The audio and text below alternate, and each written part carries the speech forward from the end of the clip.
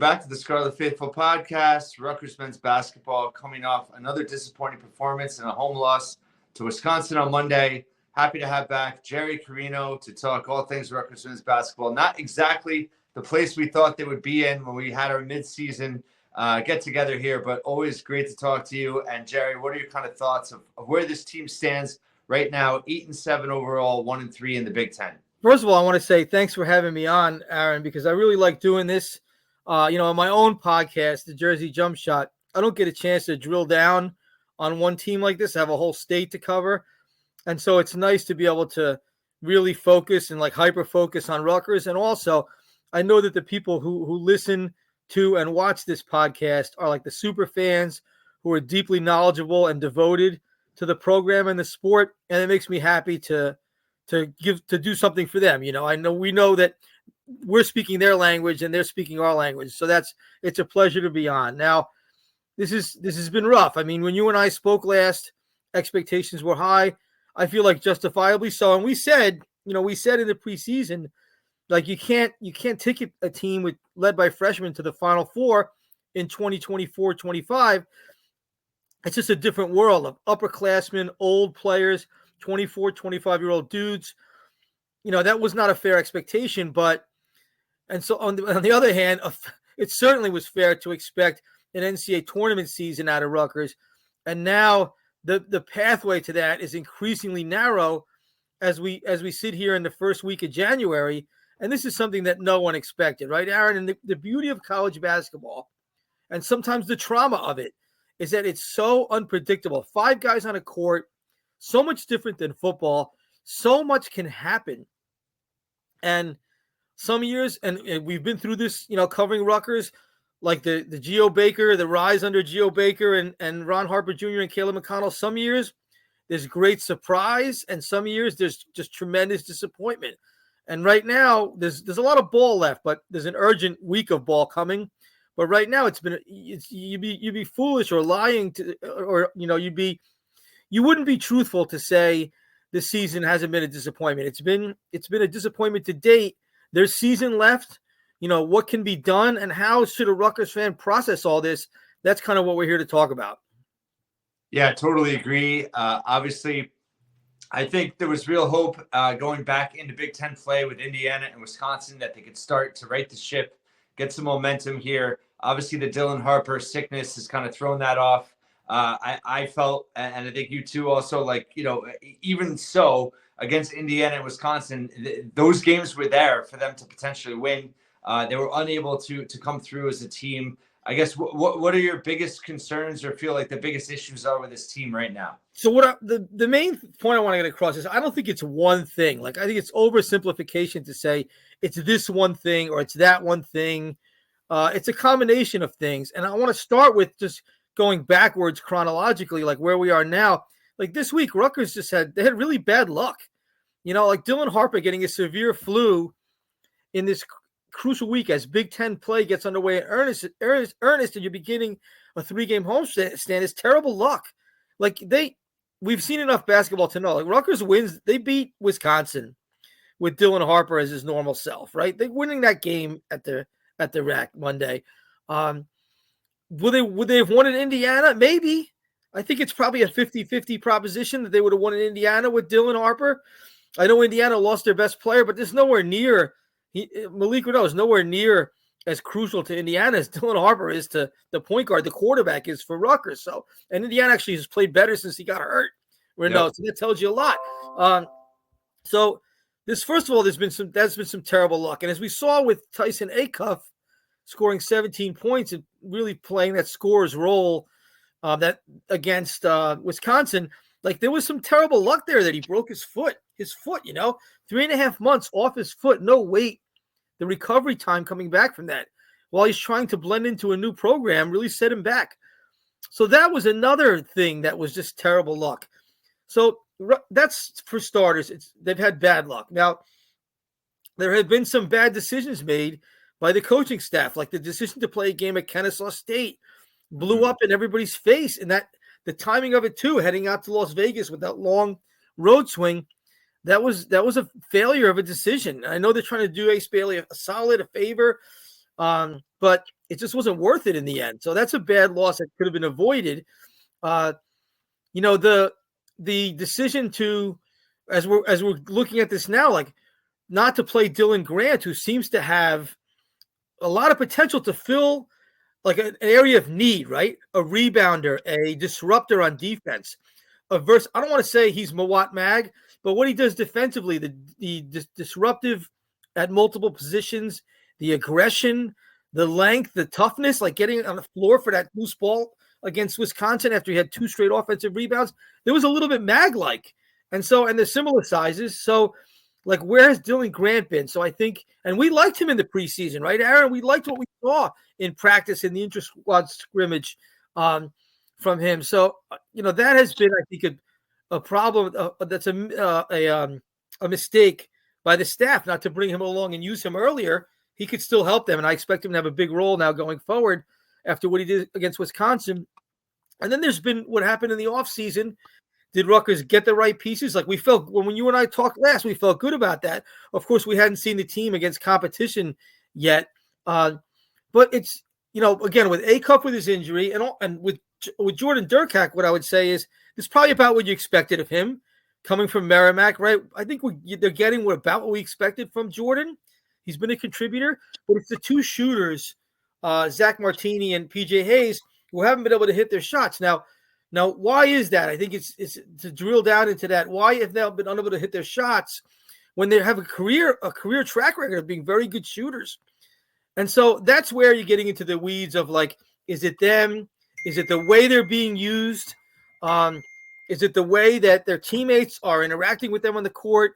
Like, is the fit bad? Is the system bad? Are they losing confidence? Is it all the above? Like, I don't think these guys are bad players. I mean, Zach Martini was a good player for a Princeton Sweet 16 team. He was a career excellent shooter. So why have these things gone south? Combination of reasons. I want to point out to when you talk about player evaluation, like last year, Noah Fernandez, right? He was an excellent player at UMass, which is in just a one step down from high major basketball. The A-10 is a good mid-major league. He was a good player for them. And could anyone have known like he was going to come here and not play well? Probably because of things that were going on off the court. Like he had a child. You and I have both raised kids. I mean, imagine how hard it would be. It's hard enough for us to do our day jobs, to function while raising infants or babies. Imagine doing that while he doesn't get to take parental leave during the season, doing that while trying to perform in this high performance environment. Like, I think that was a big part of why he slumped last year. And so, you could say like, well, Rutgers should have known that going in and avoided him. Well, you don't know because like Dre Davis was in the same exact situation at Seton Hall last year, had a newborn, a baby, and he played great. So you don't know what's going on behind the scenes, like how much support system someone has, what the dynamics are in their home, the way the children might have been different. One may have been up all night all the time. One may have slept really well. I mean, you just don't know. Like these are variables that can impact players' evaluations. What happens between you when you evaluate them when they get to your program. So maybe there's some of that going on. Certainly seems like some confidence issues with those shooters. And then the last thing I want to mention is, and again, when I talk about a multitude of factors, well, 2 more things. Another one is like you have 2 freshmen leading the way, which is, and let's be honest, like they're freshmen. They're not going to be perfect all the time. Ace Bailey was bad. He was terrible in the game against Wisconsin. He was brilliant in the game against Indiana. He's going to have nights where they don't bring it, and it's much more inconsistent than like later stage Ace Bailey would be if he stayed in college, or an upperclassman would be. Dylan Harper should not have played in that game. Like it hurt Rutgers him playing in that game against Wisconsin. So some of that's on the staff, right? They have to figure that out and not have him out there for 15 minutes getting beat, off the dribble. But Dylan's been great. Like he's exceeded everybody's expectations, and Ace has been really good. But they're freshmen, and it's hard. This is why it's hard to build around freshmen. So there's a lot going on there. Lastly, with Steve Pikiell, we'll get into him more, but there's someone trying to change his system, his way of teaching the game on the fly with this new, like you get all these free agents and you coach them up real fast. So he had to experiment with throwing out his way of installing defense. And instead of working in one-on-one with the guys over the summer, he went straight to team drills, like those one-on-one player individual improvement sessions that worked wonders for Caleb McConnell and all these other guys over the years went by the wayside because he had to form this team with 10 new guys in 4 months. So there's a lot going on there that I think have sort of combined in a perfect storm to help Rutgers underachieve. Do I think they might not flip a switch? They might flip a switch, but it's not one thing. It's a combination of things that have led to this disappointing start. Yeah, well said. In terms of all those different issues, I guess, a lot of people are harping on roster construction as a miss. I think there's some fairness to that, but I guess my biggest frustration with the staff has been, I feel like, the utilization of the roster and kind of who you brought in, what they do best, and how they've tried to play with them. And I was more confident that Pikiell, with his defensive scheming, would be able to get the most out of this team defensively. Obviously, that hasn't happened, but I also think, as good as they've been at times offensively, they haven't fully tried to kind of utilize all those offensive weapons. Personally, with the shooters, I think, they haven't necessarily done them a great service in terms of trying to establish them in terms of flow within the offense. People always love to say that Pikiell doesn't run an offense. We know that's not true. Of course not. Of course they were running sets against Wisconsin, but I guess they haven't been able to kind of mesh and be cohesive as a unit offensively. So I guess in terms of that, what do you think needs to change? And defensively, do you think there's any chance that this team can improve as a unit? Or what if you're Pikiell, what yesterday seemed like kind of an awakening for him. He was very angry early in the game. He really changed the rotations. You mentioned Grant. I've been mentioning Acuff for a while now. Somerville, I think, he's getting more minutes now, even though he's not starting. How much of a, I guess, change do you think, or shift that Pikiell's looking at right now in terms of, things have to change right now? Yeah, there's a lot to unpack there. Let's go back to the summer again, Aaron, and keep me on track here if I go off the track here. But in the summer, like the one thing you and I and many people identified as an area of need was to bring in a center, right? Because they were not a defensive and rebounding center, because Cliff was not coming back they were not going to be able to afford him. He was a goner. Like there was no, should they have kept Cliff? There was no should. He was gone. He was gone. And so, and like, he's not having a great year at Alabama, but like he would help them. The Cliff, even from last year, or the junior year Cliff, who was even better, that would really help them now. It would make a huge difference. There was no way to bring him back.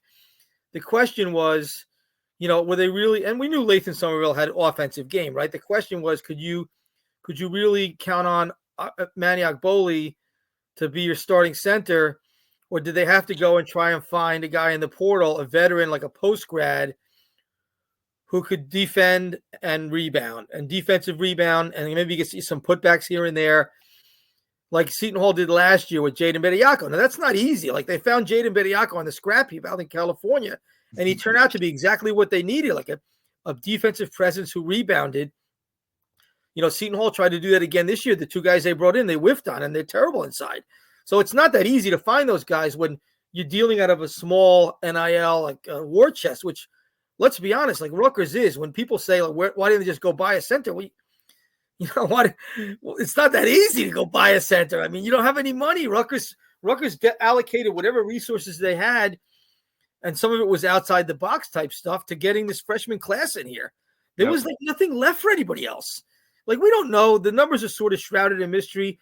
But these transfers they brought in, they didn't come from much. There was a very small pool to spend for these guys. So, like, Rutgers is NIL poor compared to their brethren in the Big Ten. And so, like, there was no go get a center. They had to find someone under the radar and get a little lucky, and it didn't happen. And so they went with what they had, which we always were concerned was an issue, and that has been an issue. Defensively, I think Steve took a gamble, right? On, like, I'm a guy who installs a team defensive philosophy over time, and guys grow together in that philosophy. We saw that with how he built the program from the ashes. I think he took a gamble that I can speed this process up and get these talented freshmen with all this ability up to speed on the defensive end, along with these transfers really quick. It hasn't happened. Like, that's been those guys haven't gotten up to speed. Now, have they gotten somewhat better than they were in the beginning of the season? Yes, they're better now than they were in the exhibition against St. John's. They're better now than they were in Las Vegas defensively. But it hasn't come to where they needed to be yet to win these Big Ten games. And so I think that's a gamble that so far has not panned out. Like, they haven't been able to get those guys up to speed. This is the first time they really tried to do something like that. But defensively, did they stumble across something with Grant? We'll see. Like, I wrote something, it'll be published tomorrow. Like, you hate to say, can the 11th man on a rotation save a season? Who knows? Stranger things have happened. He does seem to fit what they need. So we'll see. And I also feel like with a young team, there is the chance for a great a learning curve to really accelerate, like, as the season goes on defensively. We've seen teams over the years like find a gear defensively in the middle of a season. The thing about Rutgers is you got to get that gear like right away. So to answer your question defensively, I think Steve bet on himself there. It was a difficult transition to make. It hasn't worked out so far. They are improving, but probably not fast enough. Can like Dylan Grant, can that one change maybe really help them there? That's, what we're going to see, I think, in the next couple of games. Now, offensively, to answer your question about the utilization of the shooters, so there's probably causation on both sides, right? Is Rutgers getting, was Rutgers getting Zach Martini and PJ Hayes the looks and rhythm that they needed with the ball movement and spacing that they needed to be max effective? I don't think so. I don't think they were. Are those two guys not holding up their end of the bargain, maybe by losing confidence or whatever? Yeah, probably. I mean, how can you say no with the way they've shot? Also, but also, is part of the problem is, are they defensively? Are we trying to fit a square peg into a round hole by having these guys play man to man when they might be better utilized in a zone when they're on the court, so they can just go in and do their thing and shoot and not worry about the physical demands of playing man to man, or the mental fallout of getting burned man to man, which maybe is too hard for them at this level. Could they have been better off in a zone, which Rutgers doesn't traditionally play? Could that have been better schematically for these guys on both ends, mentally for them? That's a fair question. It's probably too late to answer that. So I don't think Zach Martini is a terrible college basketball player. I really don't. I think it hasn't worked well in this system. How much of that is him? How much of that is the staff? Probably a mix so far of both. And it pains me to say that because the guy was really good at Princeton, and we all know he's a great guy too, and can be a real asset to a team. So there's again, it's not one thing, right? There's not one billboard thing. These are a combination of things that have kind of gone wrong on both ends. And I guess what we'll have to ask ourselves going forward is, like, how much of this is fixable? And that's like now, not 2 weeks from now, because we both agree they have to win the next two games in the homestand to keep the pulse beating here. In the preseason, I asked Pikiell, he talked about, ace at the top of the 1-3 press, 1-3-1 press. We saw it in practice some in terms of them playing more up tempo. We asked at media day, Pikiell talking about playing a more up tempo style and more pressing on defensive trapping. We really haven't seen a lot of that, and I guess that's also been a little puzzling to me too, because I feel like for a team that struggles in the half court defensively, they really haven't tried to implement that as much as I kind of thought they would. Are you surprised with how little they press so far? And do you think that maybe he'll try more? Steve, he hasn't trusted the press. He hasn't been able to bring himself to trust the press. So, like, he sees things that we don't see, right, with film and practice. And, he is the defensive expert. There's no question about it. But at some point, like, you're waiting for this train to come in with the half-court defense. And if it's not going to come in time, then you got to, like, change the stops. Yep. You have to have different stops along the way. And you do wonder, is it time for a different stop for this train instead of waiting for it to come in, the half-court defense? Does that mean pressing, using ace at the head of a diamond press? Does it mean Dylan Grant getting a lot more time? To me, yeah, because it's now or never, man. But, like, that's the judgment that Steve gets and his staff get paid a lot to make. Like, how much longer till this thing comes together? And so that's part of it. And the rebounding is part of that too.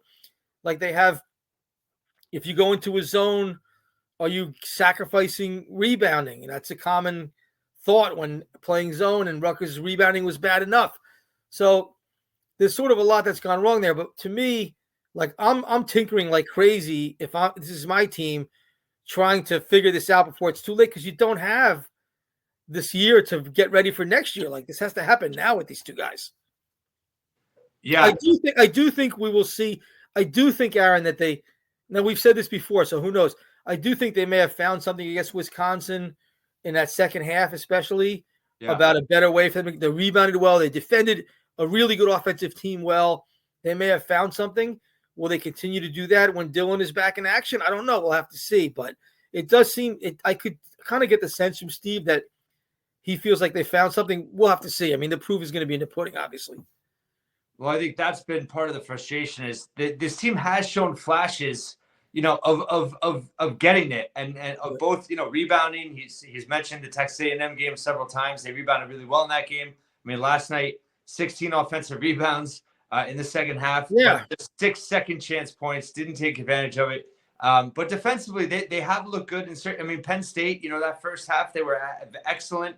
I mean, the Alabama, they took Alabama and A&M to the wire, right? They were in those games. They lost by 2 possessions, final minute, right there. It's like they take 2 steps forward, 1 step back, and it's just this team hasn't been able to gain momentum. And I think that was the hope with the homestand was can they finally, harness positive momentum to then kind of take the next step as a team. Overall, I guess, one thing I wanted to ask you is people are concerned if things continue to go the wrong way. Do you think there's any chance that, Dylan Harper, Ace Bailey somehow, pull themselves out and don't finish out the season to kind of, based on their draft status and all that stuff?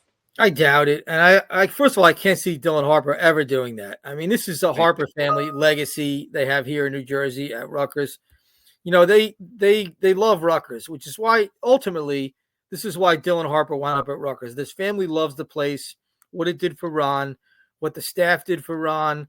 They love New Jersey. I just can't see it. I can't get my head around the idea. It never even really crossed my mind, to be honest, that Dylan would pull the plug. He's obviously been sick, but that he would pull the plug, I just can't. I don't imagine that happening. We don't know Ace Bailey as well. We don't know his family. Who knows? But what I can say is, like, I think him and Dylan are close enough that if like Dylan's out there, he's busting his butt. Like Ace is going to be out there too, probably. I think they understand their legacy is sort of tied together. So I don't foresee that. But I definitely don't foresee it from Dylan. I don't foresee that from these guys. I don't think it's going there. Like I don't think these guys have attitude problems or no. They're freshmen, man. Freshmen have to learn. They have to learn this is high major college basketball with 25-year-old men in it. They're freshmen. They have things to learn, right? So, but no, I don't think they have core attitude problems that are going to lead to them bailing on the end of a season. I cannot picture that. And if I'm wrong, we'll all know, but I cannot picture it. No, I agree with you. It's just something that, has seemed to come up in conversation more online and even amongst some media and, national media, things like that. And I can't see it either. And I think that is important here is to know that, Harper and Bailey, I mean, they've done everything that's asked of them. Obviously things haven't worked out as a team so far, but they have represented really well, I think. And I think also while there's frustration of where this team is at, I also think there's an over-dramatization of fans thinking that, 5-star recruits will never want to come to Rutgers again because of this season. I actually think the opposite, because Harper and Bailey have thrived. They haven't hurt their draft status at all in how they played this year. And I think a lot of, everybody wants to win, but at the same time, you want to go somewhere where you're featured and you're able to showcase your talent. And I think Harper and Bailey have done that at Rutgers. So I actually don't think that that's a concern at all. Obviously, NIL is a concern in terms of another 5-star, but not in terms of how these guys have played and been treated and, by fans and just in terms of the staff. I mean, they are getting the most out of them individually. It just hasn't clicked as a team. Well, will they become good pros? Like that's the bottom line. If they're good pros for a long time, that's going to be the billboard advertisement for Rutgers basketball that they haven't had. Right. Rutgers hasn't had a pro really catch on in the league, and other than Dante Jones in 25 years, and he's associated with Duke. I hate to rub salt in the wound, but like he's the only Rutgers alum, and he is an alum. He's not a grad. He's an alum. He's the only Rutgers alum who has had a long run in the pros since the millennium turned. So like I was talking about this with Roy Hinson the other day.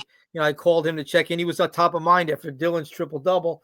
Like Rutgers could use some pros. It's a great billboard to have pros. If those guys are good pros, that's the best advertisement, right? So if they get drafted high, as everyone expects, it's a good advertisement. The best advertisement is if they have good or great careers in the league. That will outweigh whatever took place like this season on the court. So I'm not so concerned about that. I want to go back to something a point I wanted to make about the roster. I do feel like there's a lack of a real leader on a team, and that you can name captains, but you can't simulate or like fake someone having grown up in the program and having that ownership of it that comes with like a 4th or 5th year Geo Baker or Caleb McConnell or Ron Harper Jr.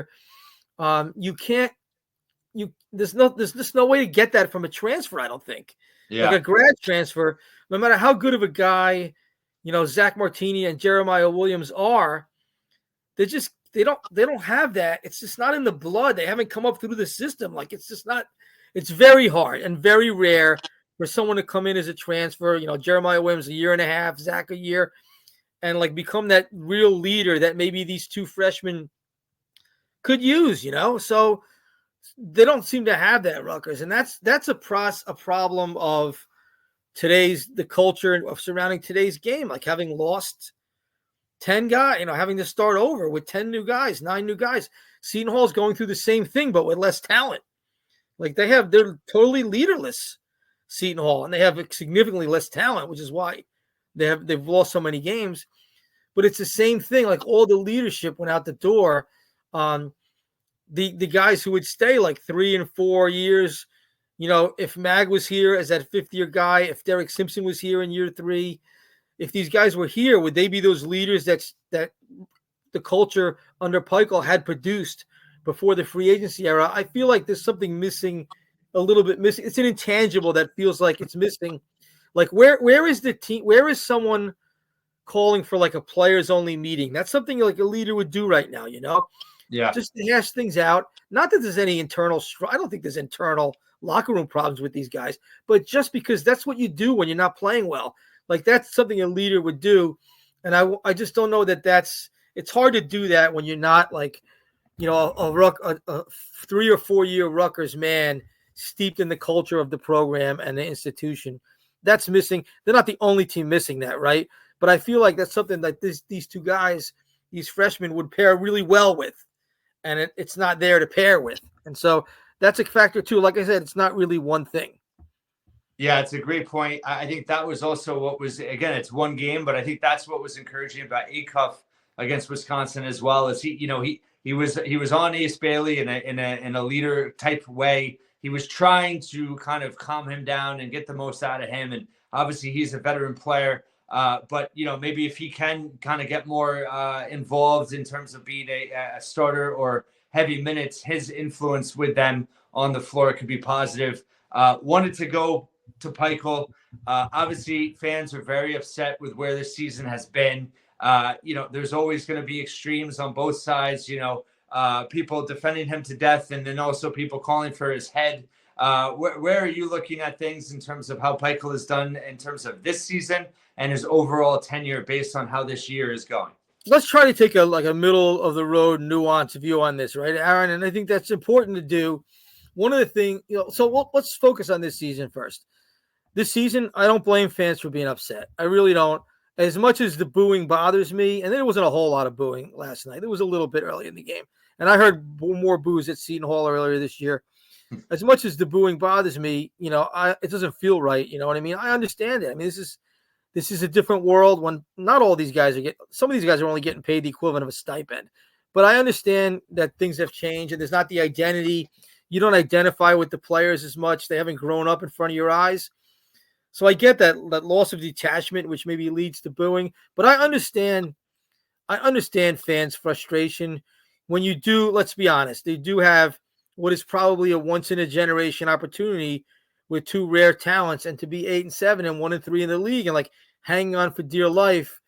This is not what anybody envisioned, right? And so I get this is a passionate thing. Like the reason why there's so much money in college athletics, the reason why you and I can do this thing, can do what we do, is because there's so much passion flowing through this. It's what makes it great. But I understand people's frustrations, and we can't, we'd be lying to everybody's face if we sat here and said that the staff is doing a good job. They're not doing a good job. They're 8-7 and 1-3. They haven't turned that corner. They haven't fulfilled this major talent that they have up front. So at the top of the marquee, they haven't gotten the most out of what they should be getting out of these guys. So they're having a bad season, the staff, and it's not over yet. We have to be clear about that. Like there's North Carolina State came out of nowhere last year and flipped a switch and wound up in the Final Four in February. So the season's not over. Weird things happen in college basketball.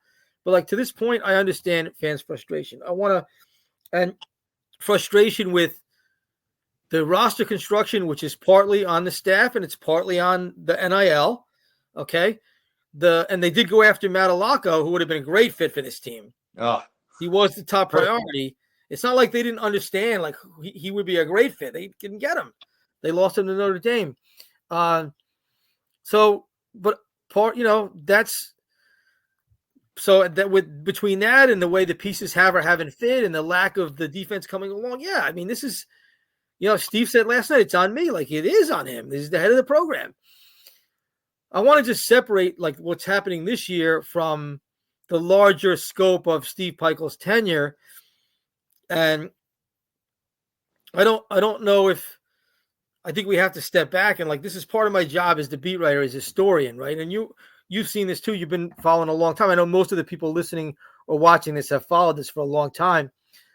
But like what Steve took over was a smoldering wreck. I mean, we were there with Fred Hill's teams getting run off the court and the stake of turmoil, so much drama, such bad basketball. Mike Rice brought in a big-time recruiting class that went bust, and then that whole thing went up in flames after 3 years. Eddie Jordan losing to Louisville by 70 points, losing to Purdue by 50 at home. The one win 15-game losing streak seasons. There was a game against Stillman College in the preseason NIT. Aaron, there were like 20 people in the building. It was an unscheduled game, right? Like an unscheduled consolation game in that tournament. Yeah. There were like 20 people there. This is under Eddie Jordan. I counted them with like in 2 seconds. So, and when Steve gets there, like the beds are I've mentioned this many times. The beds are not big enough for the forwards and centers. They're sleeping with their feet hanging off the edge. Like this is where Rutgers basketball was. The rack didn't have air conditioning. Like you may not think that's a big deal. They play there in the winter, but like all summer long when they're running camps and clinics and doing their summer workouts, it's 100 degrees in there. I mean, it was just so bad. The state of things was so bad when Steve got here, and he elevated the program and ended a 30-year NCAA tournament drought, ended a 40-year NCAA victory drought, and did it in a way that like made everybody proud, right? With guys who were going to be Rutgers men for life, who were good students and good ambassadors for the program. And so like it's easy to lose sight of all that in this really rough year that everybody's having. But like that still happened. All that stuff still happened. So like Steve has done a lot. And now the more narrow question is, I think every fan would agree with that, right? No one would disagree with anything we just said. How much Steve has done, even though it's easy to forget, how much he's done for Rutgers basketball. And he's been a successful college basketball coach, throughout his career. He won big at Stony Brook too.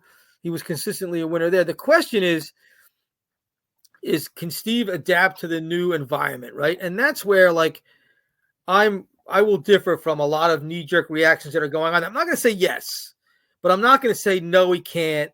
No, he's finished. He's peaked. It's done. I'm not going to say that. I mean, he's not 75 years old. He's in his 50s. And so he's still in his prime coaching years.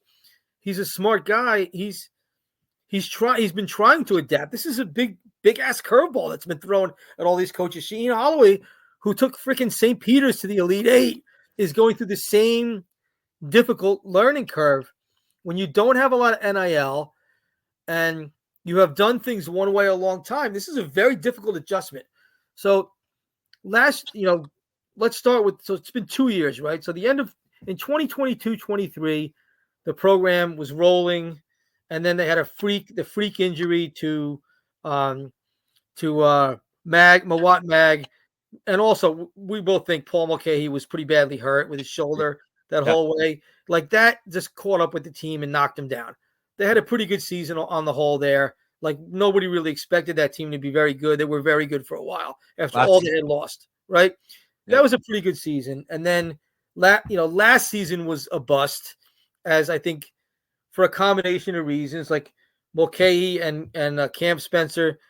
And it is a good player evaluation. Like, Steve hit big on there. He's missed on some other guys. But them leaving late really screwed the team. And also, like, Steve not being able to get his ducks in a row in time in the free agency as it descended on the sport. That offseason, that hurt. And again, they had some misses on the transfer market that we've discussed. So Steve tried to adapt with that and said, okay, we're going to figure out who's out the door and who's with us right after the season ends. I'm going to have my roster assembled by the end of April, which he did, instead of like in the late July or early August, which was the year before. So he tried to make some adjustments there and did. He had a chance to get these two special guys, but it required him to sort of change his ways, right? And that's the hard part. So I think that's part of what these are growing pains. Like, I know he's coached a long time. These are growing pains in the new environment. So to me, the question is, like, this year's obviously a one-off with two players of this caliber. The question is, can Rutgers, and I think I would translate this to Seton Hall also, which is Seton Hall and Rutgers are never going to be like swimming in this cash to pay these players as some of their peers are. But can they do enough where they can still build through retention? You're not going to have 4 and 5 year guys. That's done. It's done. Okay. We're not fooling ourselves. But can they keep a nucleus together for 2 years? Can they keep a core together for 3 years, 2 or 3 years, where you can still develop a team in your image? Like, I don't know. I don't think that's necessarily final. You can't do it over 4 years anymore. But is there a way to keep an add, like the transfer here, a transfer there, to fill a hole? And you have to hit on Cam Spencer's and not Noah Fernandez when you do that, right? And so, can they do that? I think there's a path for Steve to still figure it out that way, like with a little bit of this and a little bit of his old way with the proper player retention. And I would say the same for Shaheen Holloway. Like, I think there's still a path for them to do it. I don't think you just give up on the regime because they're having, 2 tough seasons as the whole sport is turned upside down. Like, I don't think you do that, and I think Steve has earned more time to figure this out.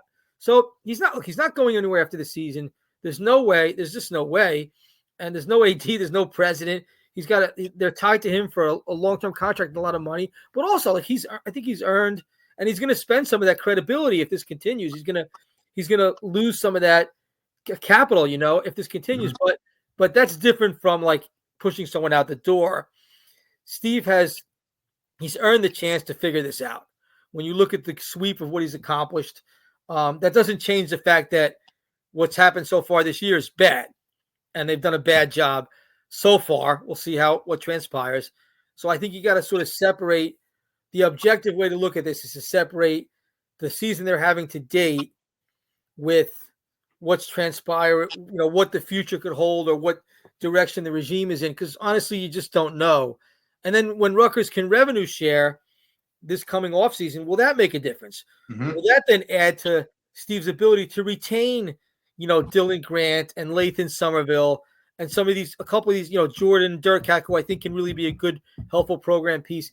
Can you retain some of these guys who can help you, as a core, like for the next 2 years, and then you add a guy here and there? So I don't think that we don't know the answer to that. Maybe it can, right? Maybe when the university can direct some of its giant TV revenue to helping Steve retain players instead of relying on like Joe Donor fan to do it, where in the New York market we just don't have college sports fans like that. This isn't the Midwest where this is people live and die by it and will their fortunes to it. I think that's sort of the question that's unanswered, and we'll have to see like down the road if Steve can do it. I'm just not into making a snap judgment about the future of his regime based on what's happening now.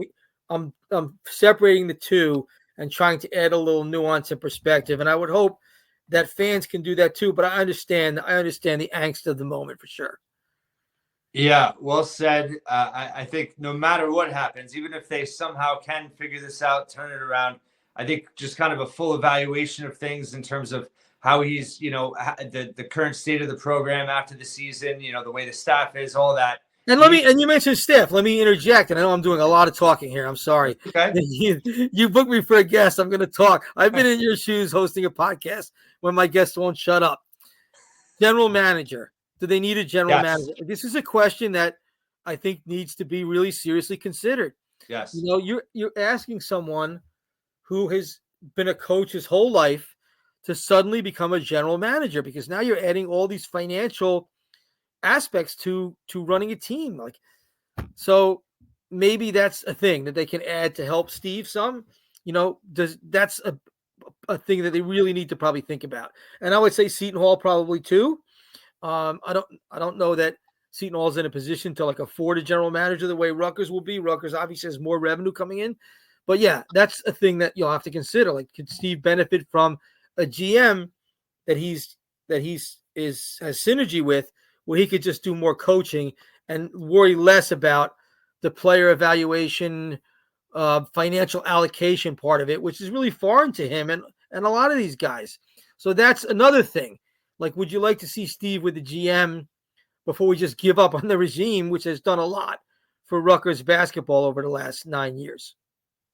Yeah, that's a great point. I totally think that is something they have to explore. And I think, you've seen it with obviously Duke as a top example, hiring a shoe executive and all that. But I think there's something that's smart about that, because I think it's not just NIL, but it's also then managing those NIL relationships throughout the season, in terms of the reps that they have, the agencies are represented by, the kind of crews that these high profile players bring in, keeping kind of everybody in check along the way. That's something that you really don't want a coach having to have to worry about throughout the season, that I think in benefit, in addition to just, managing the NIL budget and growing that budget. I think there's a lot of benefits to that role. Overall, talking about just kind of this team and where they're at right now, what's your outlook? I guess closing thoughts for fans, just in terms of where things are. Is there a number you have in mind in terms of how many wins they need to get to in the Big Ten? And what's the biggest thing you think needs to change for things to start to turn around? So number one is, before I can't even talk a number right now. They got to win the 2 games at home, Aaron. Yeah. You're home. You're playing 2 teams that are good, but it's not like you're playing the number 1 team in the country. It's not like Tennessee's coming in. These teams are good, but they're beatable in your place, and they would be very good wins. And so I think, if Rutgers had, if Dillon was healthy and Rutgers had beaten Indiana and had beaten Wisconsin, you and I would be having a much different conversation today. A week from now, if Dillon gets better and Rutgers beats Purdue and UCLA, now it's a lot to ask the way they're playing. But with Dillon healthy, if they win those 2 games at home, we've seen weirder things happen at that rack. Then we're having a different conversation next week. So to me, it's about winning these 2 games, getting to 3-3, and then you're going from there. I don't know what the number is. That's more of a question for Brad Wachtel than me. But I do know that there's enough quad 1 opportunities still on the schedule. Yep. That if they can take care of business at home over the next week, then the door remains open. Okay. And there's enough talent that maybe they could get through that door. So I don't think it's closed. If they lose the next 2 games, or even go 1-1 and leave the homestand 1 and 2, maybe it's closed. Definitely closed if they lose both. If they can win them both, I don't know, it's closed. So to me, it's about winning the next two. The schedule is there for them if they get hot to get in. But they got to do things differently. Like they got to get better. They got to get healthy, number one. But number two is they have to play better defense. Like they don't have to play, Rutgers 2021 defense with Miles Johnson locking down the paint, and holding teams to 60 points a game. They don't have to play that kind of defense. They're not going to play that, but they have to play somewhere in between there and the way they've been playing most of the season. Will Dylan Grant make a difference? Will a healthy Tyson Acuff make a difference? Will it start sinking in for Ace and Dylan on the defensive side? Like, this is what you're hanging your hat on at this point. And so that's the number one thing. Like, rebounding is what it is. They're not a great rebounding team. Maybe they're a little better with Dylan Grant in there. But if they play better defense, it will help them, I think, in terms of every aspect, everything else they want to do, like getting out and running, getting easier baskets. So it starts on that end. Like, this is what Steve Pikiell is about. He is about defense.